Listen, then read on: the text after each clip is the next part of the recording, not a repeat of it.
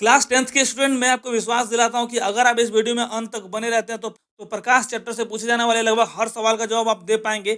आज हम डिस्कस करने वाले हैं क्लास 10th के प्रकाश चैप्टर को, जहाँ पे लगभग सारे पॉइंट्स को हम कवर करने वाले हैं और काफ़ी आसान भाषा में समझने वाले हैं। तो वीडियो को स्टार्ट करते हैं। मेरा नाम है धीरज चौबे, आप देख रहे हैं स्टडी जोन। चलिए वीडियो में आगे बढ़ते हैं और एक एक पॉइंट डिस्कस करते हैं।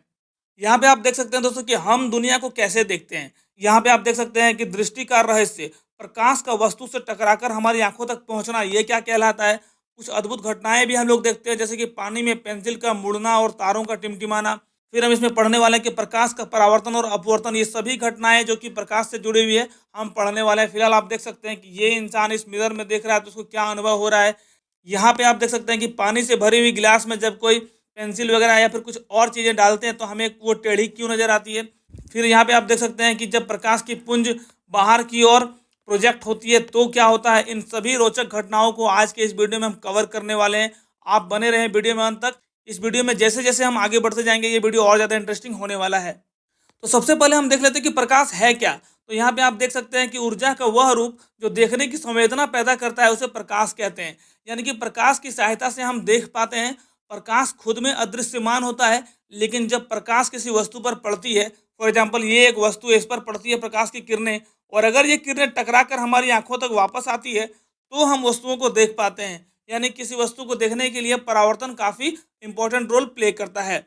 अगर बात करें दूसरे पॉइंट की, तो यहाँ पे आप देख सकते हैं कि प्रकाश हमेशा सीधी रेखा में चलती है, जिसे प्रकाश किरण कहते हैं। अब मैं एक पॉइंट आपका क्लियर करना चाहूँगा कि यहाँ पे हर इंडिविजुअल लाइन, हर एक किरण अपने आप में एक किरण है, लेकिन जब हम इन सभी किरणों को एक साथ अगर बोलना चाहें कि ये सभी किरणें मिलकर क्या बनाती है, तो उसे हम कहेंगे पुंज। प्रकाश का पुंज हम कहते हैं, जिसे इंग्लिश में कहते हैं बीम ऑफ लाइट। ठीक है।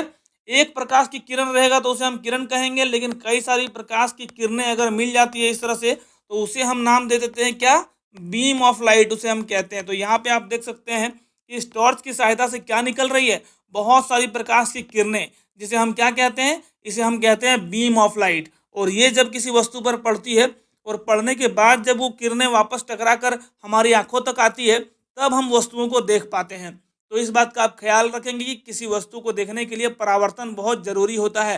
तीसरा पॉइंट आपने देखा कि जब प्रकाश के रास्ते में कोई अपारदर्शी वस्तु आती है तो परछाई बनती है। उदाहरण के लिए मान लीजिए ये एक टॉर्च है और यहाँ पे आप खड़े हैं, तो आप तो अपारदर्शी वस्तु हैं, आपके इस पार से उस पार देखना पॉसिबल नहीं है। तो ऐसे कंडीशन में प्रकाश जहाँ पे पार नहीं हो सकती है, वहाँ पे उस वस्तु की क्या बन जाती है, परछाई बन जाती है। अगर ये कोई कांच की वस्तु रहती तो यहाँ से प्रकाश पार हो जाता और इसका कोई भी प्रतिबिंब या परछाई नहीं बन पाता। यानी कि किसी वस्तु की परछाई बनने के लिए वस्तु का अपारदर्शी होना काफ़ी आवश्यक होता है, ज़रूरी होता है। दोस्तों, वस्तुएं तीन प्रकार की होती है, यहाँ पे आप देख सकते हैं। पहला है पारदर्शी। पहला है पारदर्शी वस्तुएं, जिनसे क्या होता है कि इस पार से उस पार हम लोग देख सकते हैं। मान लीजिए ये कांच है तो इस पार से हम लोग उस पार देख सकते हैं, तो ये पारदर्शी वस्तु है। वहीं पर अगर ये लोहा का टुकड़ा होता तो इस पार से उस पार हम लोग नहीं देख पाते, जिसे हम लोग क्या बोलेंगे, इसके आगे लगा देंगे अपारदर्शी, तो वो हो जाता अपारदर्शी वस्तु। अब कुछ चीज़ें ऐसी भी होती है जिसके इस पार से उस पार हम लोग थोड़ा थोड़ा देख पाते हैं, उसे हम लोग कहते हैं पारभासी वस्तुएं। जैसे कि पारभासी, जैसे कुछ कुछ वस्तुएं ऐसी होती है जिसके उस पार से उस पार हम लोग धुंधला धुंधला देख पाते हैं, उसे पारभासी वस्तुएं कहते हैं। जैसे कि तेल लगा हुआ कागज, कुछ कुछ प्लास्टिक में भी हम लोग इस पार से उस पार देख पाते हैं धुंधला धुंधला, तो उसे हम लोग बोलेंगे पारभासी वस्तुएं। इस प्रकार आपने जाना कि पारदर्शी वस्तु, अपारदर्शी वस्तु और पारभासी वस्तु, तीन तरह की वस्तुएं होती है। पारदर्शी वस्तु से हम लोग इस पार से उस पार देख सकते हैं, अपारदर्शी वस्तु से हम लोग इस पार से उस पार नहीं देख सकते, और पारभासी वस्तु में हम लोग थोड़ा थोड़ा धुंधला सा देख पाते हैं इस पार से उस पार। आई होप ये तीनों पॉइंट आपके क्लियर हो गए होंगे। चलिए आगे बढ़ते हैं। उससे पहले प्रकाश क्या है इसका वापस से एक बार रिविजन कर लेते हैं कि ये ऊर्जा का एक रूप है, फॉर्म ऑफ एनर्जी है, जिसकी सहायता से हम वस्तुओं को देख सकते हैं, लेकिन ये खुद में अदृश्यमान होता है। आपने प्रकाश का गुण पढ़ा कि ये हमेशा सीधी रेखा में गमन करता है और प्रकाश की जो चाल होती है वो बहुत अधिक होती है। और ये चाल होती कितनी है, 3 × 10⁸ मीटर प्रति सेकेंड, यानी कि 3 लाख किलोमीटर प्रति सेकेंड। और अगर इसे हम लोग किलोमीटर में लिखना चाहें तो इस तरह से लिख सकते हैं कि 3 × 10⁵ किलोमीटर प्रति सेकेंड। इसे हम लोग ऐसे भी लिख सकते हैं। तो आई होप ये क्लियर हो गया होगा। इस पॉइंट से काफ़ी सारे ऑब्जेक्टिव प्रश्न बनते हैं, आप इसे याद कर लेंगे कि प्रकाश की गति क्या है और प्रकाश किस तरह से दिशा में चलती है। तो ये सीधी रेखा में गमन करती है। और प्रकाश किस प्रकार का तरंग है दोस्तों? यह एक विद्युत चुम्बकीय तरंग है, जिसे किसी भी माध्यम की जरूरत नहीं पड़ती है एक जगह से दूसरे जगह जाने के लिए। अगर मान लीजिए प्रकाश यहाँ है और प्रकाश को यहाँ आना है, तो बीच में अगर कोई माध्यम हो ना हो कोई फर्क नहीं पड़ता, यह बिना किसी माध्यम के भी एक जगह से दूसरे जगह गमन कर सकती है, क्योंकि यह एक इलेक्ट्रोमैग्नेटिक वेव है, विद्युत चुम्बकीय तरंग है, और विद्युत चुम्बकीय तरंग को किसी भी माध्यम की जरूरत नहीं पड़ती है। इस बात का आप ध्यान रखेंगे। चलिए आगे बढ़ते हैं। अब हम बात करते हैं इस चैप्टर के सबसे इंपॉर्टेंट पॉइंट में से एक, जिसका नाम है प्रकाश का परावर्तन। प्रकाश का परावर्तन, जैसे कि मैंने बताया कि हमारे लाइफ में भी बहुत ही इंपॉर्टेंट रोल प्ले करता है। फॉर एग्जाम्पल, अगर यहाँ पे कोई वस्तु है और उस पर प्रकाश की किरणें पड़ती है और पड़ने के बाद अगर हमारे आंखों तक आती है, तब हम वस्तुओं को देख पाते हैं। फिलहाल आप यहाँ पे देख सकते हैं कि प्रकाश का परावर्तन होता क्या है। तो ये बात आप यहाँ से क्लियर कर सकते हैं कि प्रकाश का किसी चमकदार सतह से टकराकर वापस लौट आना, उसे हम लोग प्रकाश का परावर्तन कहते हैं। जब प्रकाश की किरणें किसी समतल सतह पर, किसी चमकदार सतह पर टकराती है, टकराने के पश्चात पुनः हमारी आंखों तक वापस लौट आती है, तो उसे हम कहेंगे कि प्रकाश का परावर्तन की घटना हुई है। फिलहाल आप देख सकते हैं कि एक प्रकाश की किरण यहाँ से इसने चलना शुरू किया और टकराने के बाद ये यहाँ पे पहुँच गई, और टकराने के बाद वापस आप देख सकते हैं कि इस दिशा में इसने अपना डायरेक्शन बना लिया। तो यहाँ पे क्या हुआ? प्रकाश का परावर्तन हुआ। जिस बिंदु पर यह प्रकाश टकराया उसे हम लोग कहेंगे आपतन बिंदु। ये हमारा आपतन बिंदु है, क्योंकि यहाँ पे प्रकाश की किरण आके टकराई और टकराने के बाद वापस चली गई। ये जो किरण आकर टकराई, आकर गिरी, उसे हम लोग बोलेंगे आपतित किरण। आपतित का मतलब होता है आकर गिरना। ये किरण आकर गिरी कहाँ पे? इस बिंदु पर, जिसका नाम क्या है? आपतन बिंदु।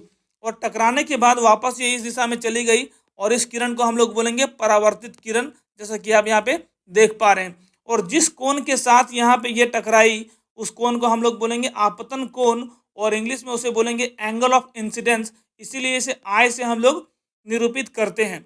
और वही अगर बात करें परावर्तित किरण की, तो ये जिस कोण के साथ गिरी थी उसी कोण के साथ वापस जाएगी, इसीलिए इसे हम लोग बोलते हैं एंगल ऑफ रिफ्लेक्शन, और इसे हम लोग आर से डिनोट करते हैं। I4 होता है इंसिडेंस और R4 होता है रिफ्लेक्शन। और यहाँ पे I और R का मान जो होता है वो बराबर होता है। उदाहरण के लिए, अगर ये 30 डिग्री का कोण बनाकर यहाँ पे गिरी थी, तो वापस भी ये 30 डिग्री का कोण बनाकर ही जाएगी, यानी कि एंगल I जो है, कोण I जो है, वो कोण R के बराबर हो जाएगा। आप यहाँ पे देख सकते हैं परावर्तन का नियम, जो बहुत ज़्यादा इंपॉर्टेंट है आपके एग्जाम के पॉइंट ऑफ व्यू से। परावर्तन का पहला नियम कहता है कि आपतन कोण यानी कि I और परावर्तन कोण का मान आपस में बराबर होता है। जैसा कि हमने देखा कि एंगल I बराबर एंगल R, ये आपस में बराबर होते हैं। अगला पॉइंट है कि आपतित किरण, फिर है दर्पण पर अभिलंब, ये रहा हमारा अभिलंब, और परावर्तित किरण, तीनों एक ही तल में होते हैं। देख लीजिए, आपतित किरण ये है, परावर्तित किरण ये है, और आपतन बिंदु पर डाला गया अभिलंब ये है। ये तीनों एक ही तल में होते हैं। ये हमारा तल है, ये तीनों एक ही तल में होते हैं। ये रहा हमारा परावर्तन का नियम। हमने यह देख लिया कि परावर्तन होता क्या है, और परावर्तन के इन दोनों नियमों को भी हमने देख लिया। इसे आप अपने कॉपी में नोट कर लेंगे और साथ ही साथ इस डायग्राम को भी बना लेंगे। आप चाहें तो इसे नाम भी दे सकते हैं, जैसे कि मान लीजिए इसको ए बोल दिया हमने, इसको ओ बोल दिया, और इसको हम लोग बी कह देते हैं, और इसको एन कह देते हैं। तो ओ एन हमारा अभिलंब हो गया, ए ओ हमारा आपतित किरण हो गया, और ओ बी हमारा परावर्तित किरण हो गया। इस तरह से हम इसे डिनोट कर सकते हैं। चलिए अब हम आगे बढ़ते हैं। इससे जुड़ा हुआ कोई भी डाउट आपके मन में है तो कमेंट में बताना, मैं उस पर एक सेपरेट वीडियो बना दूंगा। चलिए अब आगे बढ़ते हैं। यहाँ पे आप देख सकते हैं कि परावर्तन के प्रकार, परावर्तन कितने प्रकार का होता है, ये भी हम यहाँ पे डिस्कस कर लेते हैं। तो सबसे पहले, अगर किसी नियमित सतह पर यानी कि किसी समतल सतह पर परावर्तन हो रहा है, तो उसे हम लोग बोलेंगे नियमित परावर्तन। लेकिन अगर सतह खुरदरी है कुछ इस तरह से, तो वहाँ पे जो परावर्तन होता है उसे हम लोग विस्तृत परावर्तन कहते हैं। इंग्लिश में हम लोग डिफ्यूज्ड रिफ्लेक्शन कहते हैं। और जो नियमित परावर्तन होता है, जैसे कि कोई भी मान लो आईना, वो तो पूरा समतल होता है, उसे हम लोग रेगुलर रिफ्लेक्शन कहते हैं, यानी कि नियमित परावर्तन उसे हम कहते हैं। यहाँ पे आप देख सकते हैं कि एकदम सीधी किरणें आके पड़ रही है और वापस भी उसी तरीके से जा रही है। लेकिन यहाँ पे चूंकि खुरदरी सतह है, इसलिए आप देख सकते हैं कि हर इंडिविजुअल किरण अपने आप में परावर्तन का नियम पालन कर रही है। लेकिन यहाँ पे जो परावर्तन का प्रकार है वो विस्तृत परावर्तन है, जिसे हम लोग डिफ्यूज रिफ्लेक्शन कहते हैं। अगर बात करें दोनों में अंतर की, तो यहाँ पे आप देख सकते हैं कि चिकनी सतह और चमकदार सतह से ये होता है। अगला पॉइंट आप देख सकते हैं कि किरणें एक ही दिशा में लौटती है, यानी कि जिस दिशा से वापस आई थी उसी कोण को बनाते हुए वापस लौटती है। उदाहरण के लिए आप देख सकते हैं कि आईने में साफ चेहरा, हम लोग अपना क्लियर चेहरा देख पाते हैं क्योंकि आईने का जो सतह होता है वो समतल होता है। अगर बात करें इस प्रकार के परावर्तन की, तो यहाँ पे आप देख सकते हैं कि खुरदरी सतह जैसे कि दीवार, यहाँ पे आप देख सकते हैं कि किरणें अलग अलग दिशाओं में बिखरती हैं, यानी कि ये एक ही दिशा में नहीं जा पाती है। क्यों? क्योंकि इसकी जो सतह है वो खुरदरी है, उबड़ खाबड़ है। यहाँ पे एग्जाम्पल के लिए आप देख सकते हैं कि रोशनी का कमरे में फैलना, क्योंकि कमरे में कहीं पे बेंच रखा होता है, कहीं पे बेड रखा होता है, कहीं पे कुछ बर्तन रखे होते हैं, तो अलग अलग जगह पे अलग अलग प्रकार के सतहों में प्रकाश की किरणें पड़ती है। ऐसे में रेगुलर रिफ्लेक्शन नहीं हो पाता है, ये नियमित परावर्तन नहीं हो पाता है, तो उसे हम विस्तृत परावर्तन कहते हैं। और कुछ इस तरह से प्रकाश की किरणें बिखर जाती है और पूरा कमरा हमारा रोशन हो जाता है। तो इन दोनों ही प्रकार के परावर्तन का अपने दैनिक जीवन में बहुत बड़ा महत्व है। वीडियो में आगे बढ़ने से पहले मैं आपको बता दूं कि ये दोनों ही जो परावर्तन के प्रकार है, दोनों ही परावर्तन के नियमों का पालन करते हैं। ये मत सोचिएगा कि विस्तृत परावर्तन में यहाँ पे आप देखेंगे कि ये परावर्तन के नियम का पालन नहीं करता है, ऐसा बिल्कुल भी नहीं है। ये भी परावर्तन के नियमों का पालन करता है और ये भी परावर्तन के नियमों का पालन करता है। आगे का पॉइंट बहुत ही इंपॉर्टेंट है। आप देख सकते हैं कि समतल दर्पण द्वारा प्रतिबिंब बनना। यहाँ पे एक मोमबत्ती रखी हुई है जो प्रकाशित हो रही है और सामने एक समतल दर्पण रखा हुआ है।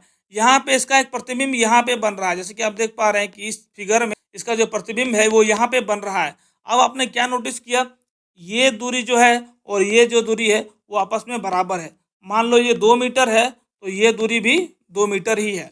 यहाँ पे आप देख सकते हैं कि अगर वस्तु की ऊंचाई 5 सेंटीमीटर है तो दर्पण के उस पार आप देख सकते हैं इसका जो प्रतिबिंब बना है उसका भी साइज 5 सेंटीमीटर का ही है। इससे आपको क्या पता चला कि समतल दर्पण में दर्पण से जितनी दूर वस्तु रखी होती है उसका प्रतिबिंब भी उतना ही दूर दर्पण के पीछे बनता है। वस्तु दूरी को हम लोग यू से दिखाते हैं और प्रतिबिंब दूरी को हम लोग भी से दिखाते हैं। तो यहाँ पे आप देख सकते हैं कि समतल दर्पण में यू बराबर भी, यानी कि वस्तु दूरी बराबर प्रतिबिंब दूरी। इस बात का आप ख्याल रखेंगे। वस्तु दूरी को यू से दिखाते हैं और प्रतिबिंब दूरी को भी से दिखाते हैं। और ये दूरी हम लोग मापते कहाँ से हैं? इस दर्पण से। इस दर्पण से इधर इतना दूर जाएंगे, वापस से हम लोग इधर इतना पीछे वापस आएंगे और इन दोनों दूरी को मेजर करेंगे तो समतल दर्पण के केस में हमें बराबर दूरी देखने को मिलेगी। यहाँ पे आप देख सकते हैं कि प्रतिबिंब की प्रकृति, तो समतल दर्पण में जो प्रतिबिंब बनता है उसकी प्रकृति कैसी होती है? प्रकृति का मतलब होता है उसका क्या गुण होता है, उसमें क्या कुछ आपको देखने को मिलता है, क्या कुछ आप नोटिस करते हैं। तो इसका सबसे पहला पॉइंट आप देख सकते हैं कि यह आभासी और सीधा होता है। आप इस बात का ख्याल रखेंगे कि आभासी प्रतिबिंब को पर्दे पर नहीं उतारा जा सकता है, लेकिन वास्तविक प्रतिबिंब को पर्दे पर उतारा जा सकता है। तो समतल दर्पण के केस में किस प्रकार का प्रतिबिंब बना है? यहाँ पे आभासी प्रतिबिंब बना है, यानी इसे आप पर्दे पे नहीं उतार सकते हैं। और ये प्रतिबिंब सीधा है। आभासी प्रतिबिंब हमेशा सीधा बनता है, इस बात का आप ख्याल रखेंगे।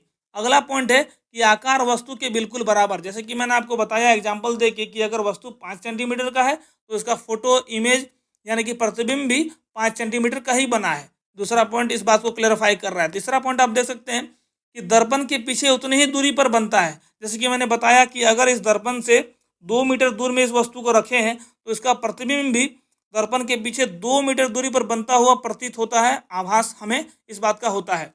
तो इस तरह से हम कह सकते हैं कि प्रतिबिंब दूरी बराबर वस्तु दूरी। किस केस में? समतल दर्पण के केस में। इस बात का आप ख्याल रखेंगे। अगला पॉइंट आप देख सकते हैं पार्श्व परिवर्तन, यानी कि लैटरल इन्वर्जन आपको देखने को मिलता है।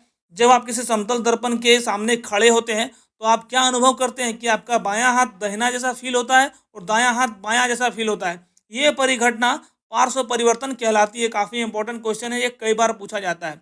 इसी का उदाहरण आप देख सकते हैं कि एम्बुलेंस का उल्टा लिखा होना। एम्बुलेंस में आप देखेंगे कि उल्टा लिखा हुआ रहता है और जब हम इसे दर्पण में देखते हैं तो हमें सीधा देखने को मिलता है। एम्बुलेंस में इस तरह से कुछ लिखा हुआ होता है, AMBULANCE।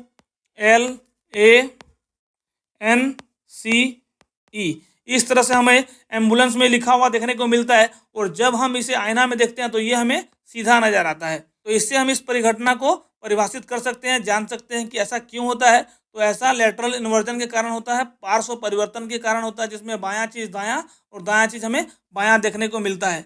AMBULANCE।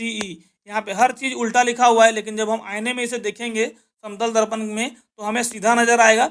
इसीलिए एम्बुलेंस में ऐसा लिखा रहता है ताकि उससे आगे चलने वाली जो गाड़ियाँ हैं वो इस बात को देख पाए कि पीछे से कोई एम्बुलेंस आ रहा है और उसे इमरजेंसी है, ताकि उसके लिए आगे का रास्ता साफ कर दिया जाए, खाली कर दिया जाए और मरीज को सही समय पर हॉस्पिटल पहुंचाया जा सके। तो ये इमरजेंसी के केस के लिए काफ़ी मददगार साबित होता है। और एक बात बताना चाहूँगा दोस्तों समतल दर्पण से कि समतल दर्पण का जो फोकस दूरी होता है वो अनंत होता है। ऐसा क्यों होता है? क्योंकि ये किसी गोले का हिस्सा नहीं होता। अगर आप इसे अनंत दूरी तक इस तरह से बढ़ाते चले जाएंगे तो ये शायद कहीं अनंत में जाके मिलेगा। इसलिए हम कह सकते हैं कि ये किसी गोले का भाग नहीं है, इसलिए इसका कोई वक्रता केंद्र नहीं है। और जब वक्रता केंद्र नहीं होगा तो इसका फोकस भी निश्चित नहीं होगा। इसलिए हम कहते हैं कि समतल दर्पण की फोकस दूरी जो होती है वो अनंत होती है। तो आई होप इस बात से क्लियर हो गया होगा कि समतल दर्पण की जो फोकस दूरी होती है वो अनंत क्यों होती है। तो दोस्तों मैंने इस वीडियो में आधा पार्ट कवर किया है इस चैप्टर का। अब दूसरे पार्ट में इसका बाकी सारा जो टॉपिक्स है उसको क्लियर करने वाला हूँ। तो आई होप इस वीडियो में आपको यहाँ तक का सारा टॉपिक क्लियर हो गया होगा। अब इस वीडियो के दूसरे पार्ट में मैं बाकी बचे हुए सारे टॉपिक्स को कवर करने वाला हूँ ताकि आप बाकी के सारे कॉन्सेप्ट्स को भी आराम से तैयार कर सको। तो प्यारे बच्चों देखना ना भूलें इसका पार्ट 2 ताकि आपका पूरा चैप्टर अच्छे से क्लियर हो सके। तो आई होप ये वीडियो पसंद आया होगा। वीडियो अच्छा लगा तो वीडियो को शेयर करते हो, चैनल को सब्सक्राइब करें। Thank you so much.